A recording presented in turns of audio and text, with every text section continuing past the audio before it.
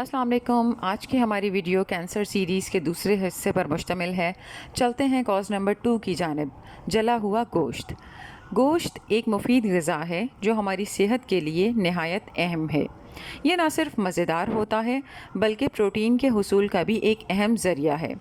जैसे एक इमारत ईंटों से बनती है, वैसे ही हमारा जिस्म प्रोटीन से बनता है।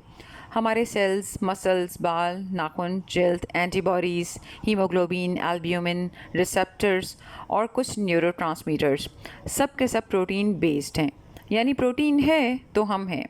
प्रोटीन है तो ज़िंदगी रवां दवा है। हर सेल, हर हरकत और हर सांस की बुनियाद प्रोटीन। लेकिन क्या आप जानते हैं कि ये फ़ायदेमंद प्रोटीन जलकर कार्सिनोजेनिक यानी कैंसर पैदा करने का सबब बन सकती है। जब हम गोश्त को ग्रिल, बारबेक्यू या फ्राई करते हैं या उसके कबाब बनाते हैं तो ये डार्क ब्राउन हो जाता है, और ये डार्क ब्राउन रंगत इस बात की निशानदेही है कि इसमें मौजूद प्रोटीन तबाह हो चुकी है। यानी फ़ायदा ख़त्म और नुकसान शुरू। ये जला हुआ प्रोटीन नाकाबिले इस्तेमाल है। इसके ग़िज़ाई फ़वाइद ख़त्म, उल्टा ये कार्सिनोजन है, यानी कैंसर का सबब बनने वाला केमिकल।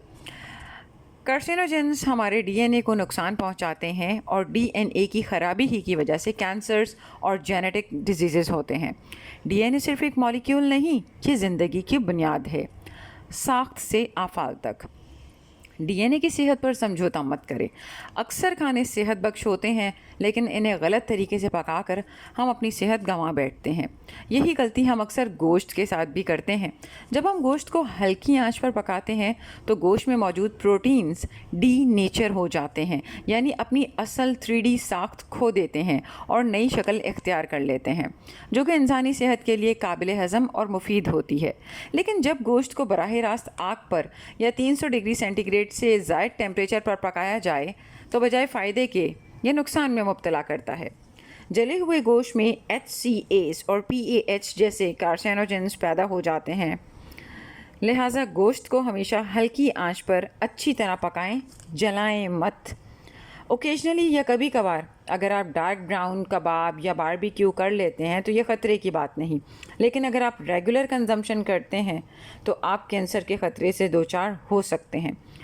लिहाजा वो चीज़ें खाएं जो फ़ायदेमंद हों, ना कि वो जो सिर्फ़ आपका पेट भरें। एहतियात कीजिए, क्योंकि एहतियात इलाज से बेहतर है। बहुत शुक्रिया।